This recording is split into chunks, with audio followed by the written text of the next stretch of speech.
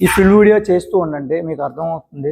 Second month వాళ్ళు ఎందుకు ఇవే చేయమంటున్నారంటే, ఫస్ట్ మంత్ కంటిన్యూషన్ వీడియో చూస్తున్నారు కదా, అది ఎలా అయితే చేస్తున్నారో సేమ్ ఇది కూడా అలాగే ఫాలో అవ్వండి.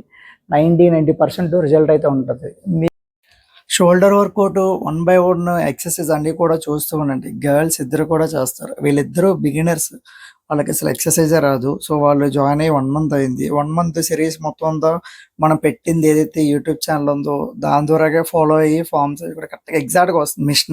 మిషనరీ మీద ఎప్పుడైతే మీరు ఎగ్జాక్ట్గా ఎల్బోస్ కానీ లేకపోతే ఫ్రంట్ డెల్టా కానీ ఏదైనా సరే ఈజీగా ఫ్లైస్ కానీ ఏదో ఒకటి మీరు మిషనరీ మీద నేర్చుకుంటే దాని తర్వాత డంబుల్తో చేయడం చాలా ఇంపార్టెంట్. సో నేనేం చెప్తున్నానంటే, ఎప్పుడూ కూడా యూట్యూబ్ ఛానల్ కానీ ఇన్స్టా కానీ ఫస్ట్ బిగినర్ వర్కౌట్స్ ఏవైతే ఉంటాయో అక్కడి నుంచి స్టార్ట్ చేయండి.